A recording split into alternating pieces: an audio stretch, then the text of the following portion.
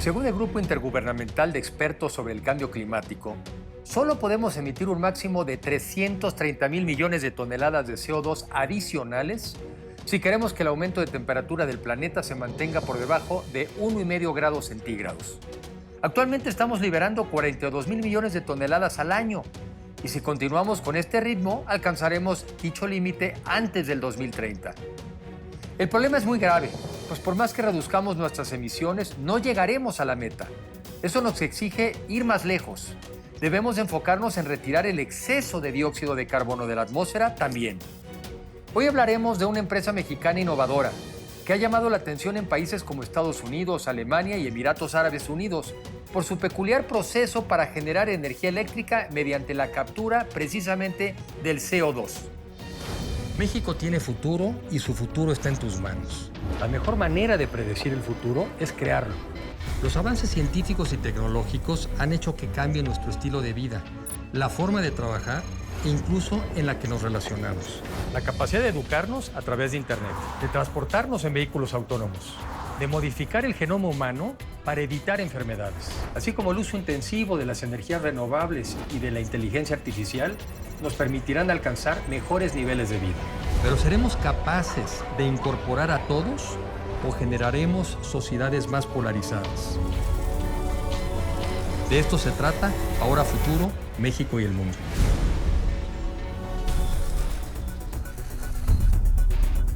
Estamos conscientes de que la transición energética es una necesidad tanto en una línea de economía circular como también con un compromiso de responsabilidad social hacia el ambiente. Entonces, nuestro desarrollo incorpora pues nanotecnología y biomasa de microalgas para poder capturar dióxido de carbono y convertir energía solar termoeléctricamente en energía eléctrica y también pues generar oxígeno. Eso es algo importante porque esa triple función pues es importante para diversos propósitos. Por un lado, tú puedes a través de esta tecnología capturar dióxido de carbono y seguramente producir oxígeno. Y dices que a su vez puedes producir electricidad y generar calor. Claro. Se concentra radiación solar como una lupa concentra la radiación del sol y entonces esa concentración la convertimos en energía eléctrica y con nanopartículas en líquidos podemos enfriar. Eso implica una mayor eficiencia en la conversión de energía eléctrica. Por otro lado, una sección contiene líquido con microalgas que se cultivan dependiendo en la zona geográfica en donde se vaya a instalar, lo cual lo hace adaptable a diferentes zonas geográficas del planeta. Por lo mismo es una tecnología global, de tal manera que las microalgas necesitan de dióxido de carbono como su alimento, entonces como la parte fotosintética generan oxígeno. Eso es importante incluso para edificaciones, para certificaciones LEED, BREEAM, por ejemplo, o incluso una certificación WELL o Wellness, porque el bienestar hoy en día es importante más con este efecto de la pandemia en donde el teletrabajo aumentó mucho. La pandemia ha acelerado tendencias como el teletrabajo, las compras en línea, la telemedicina y la educación a distancia, lo que aumenta y aumentará significativamente la demanda de electricidad en el mundo, en nuestro país y en nuestras ciudades. El biopanel solar inteligente concentra la radiación solar en fluidos que se componen por nanopartículas de carbono que por lo tanto son orgánicas y reciclables. La conductividad térmica aumenta cuando dichas partículas se agregan al agua, por lo que el calor solar concentrado por el panel se transforma en electricidad que puede usarse en casas, oficinas y comercios. Sin embargo, esta tecnología va más allá de la generación de un uso más eficiente de energía limpia y renovable. Se utilizan microalgas en un bioreactor muy innovador con el cual se captura dióxido de carbono y se convierte en oxígeno, mejorando la calidad del aire que respiramos en espacios cerrados y procurando el ambiente. Es importante que los puntos limpios que se tengan en todos los diferentes sectores productivos, pues también impliquen una calidad de oxigenación en las habitaciones, inclusive en las zonas donde hay multitud de personas, pues la emisión de dióxido de carbono tiene un umbral, de tal manera que es importante para el bienestar. Y en ese sentido, bueno, pues también si se pone adicionalmente como un envolvente de una edificación, entonces puede ser como una celosía o un doble muro. Eso permite tener mayor eficiencia energética. Físicamente, ¿cómo se da? ¿Se parece a un panel o no se parece a un panel? Tiene una forma distinta, de hecho tiene un valor estético. Hicimos un diseño muy optimizado de forma triangular, de tal manera que se pueda adaptar a diferentes geometrías. Y puesto en una fachada, por ejemplo, pues permite dar también una impresión verde y estética a la arquitectura.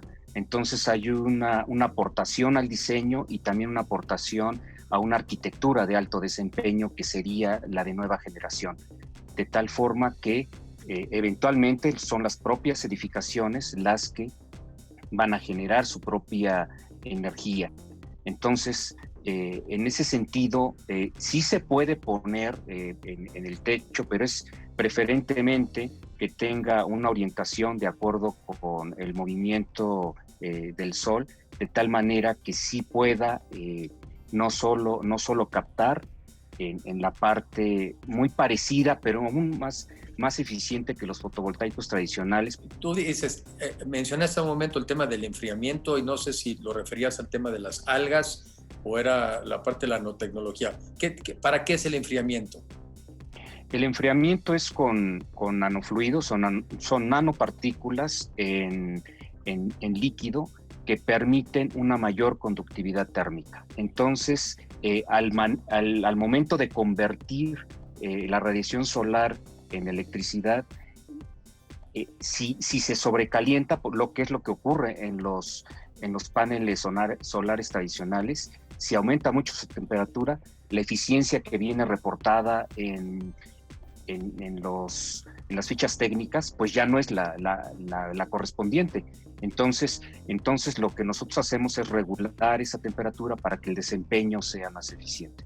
Y en el caso de las algas, ¿ahí es para el proceso de oxigenación? O sea, ¿para eso es para lo que se usa? Tiene esa función ambiental, pero por otro lado, las microalgas pueden tener un segundo uso. Primero, pueden servir de sustrato para aguas grises. Entonces, ahora, en estos días se está uno lavando las manos en más ocasiones. Esa agua gris se puede usar para el cultivo. Entonces, ahí hay una huella hídrica que se mitiga y eso tiene un impacto ambiental favorable. Por otro lado, se pueden reciclar las microalgas, se pueden secar o incluso poner en el césped o en algún sistema de jardinería, y entonces tiene un reciclaje en ese sentido.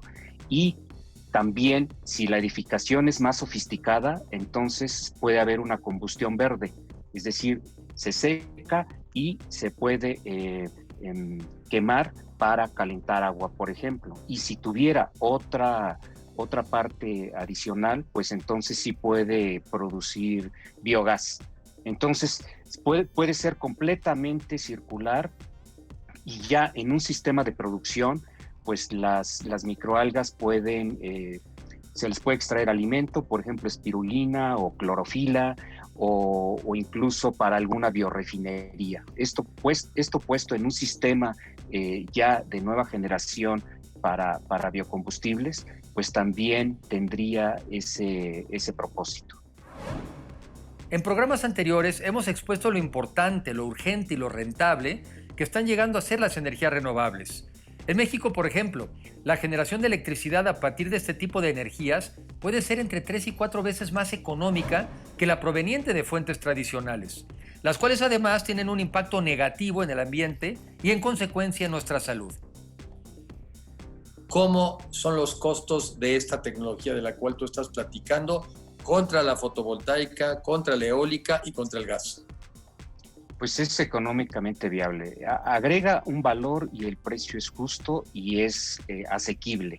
Entonces, depende en dónde se vaya a incorporar, si es en una edificación, si se incorpora, por ejemplo, en una industria, digamos, cementera que emite mucho dióxido de carbono y quiere mitigar sus emisiones y además producir electricidad. Entonces, ahí se hace un análisis termoeconómico antes de la instalación y siempre es favorable, y la amortización del retorno de inversión y de valor pues es mayor que los fotovoltaicos en ese sentido.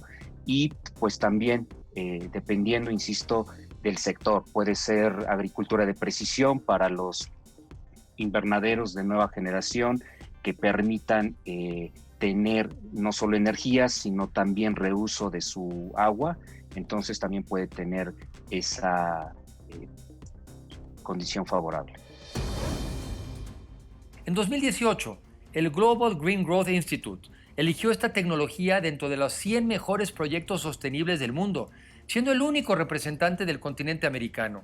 Y en el 2020 fue parte de la mención al mejor invento del año en América Latina por la prestigiada publicación MIT Technology Review, lo que le augura un destacado futuro.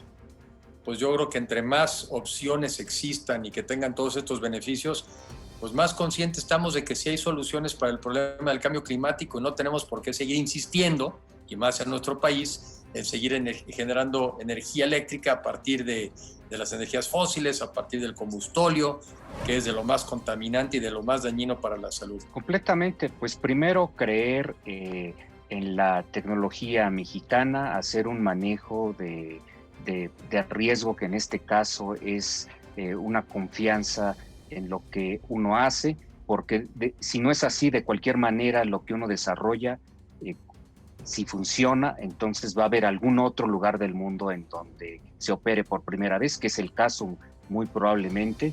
Entonces estamos en esa línea delgada en donde se va a implementar por primera vez. Por otro lado, pues fue premiada por la ONU como una de las 100 soluciones para mitigar el cambio climático. Y esto lo que acredita es que al final del día sí tenemos en México a los científicos, sí tenemos la tecnología, pero lo que no le estamos poniendo es la suficiente inversión y la confianza. Y nos encanta hablar de temas de la soberanía con conceptos de hace 200 años, cuando la soberanía de hoy es tener la capacidad de que seamos nosotros con nuestra ciencia la que podamos desarrollar soluciones a los problemas de hoy. Esa es la verdadera soberanía, y creo que aquí le está haciendo falta un impulso mucho más claro y más decidido de nuestro país hacia la ciencia y científicos como ustedes. Al igual que el ya tradicional panel fotovoltaico, los biopaneles solares inteligentes son una realidad que sustituirán ventanas, paredes o tragaluces como una alternativa para cubrir nuestra creciente demanda de energía, a precios atractivos y generando un entorno con mayor iluminación natural, temperaturas adecuadas, alternativas para el aprovechamiento de aguas residuales y mejor calidad del aire. En el arranque de esta década y hacia el futuro, la forma más barata y limpia de producir electricidad es y será mediante fuentes renovables. Apoyemos su uso y contribuyamos así a tener casas, edificios, colonias, ciudades, estados, países, regiones y un planeta más sustentable y productivo, mientras que combatimos decididamente el problema del cambio climático, que, a decir del doctor Mario Molina, es el reto más grande que enfrenta el mundo en esta generación.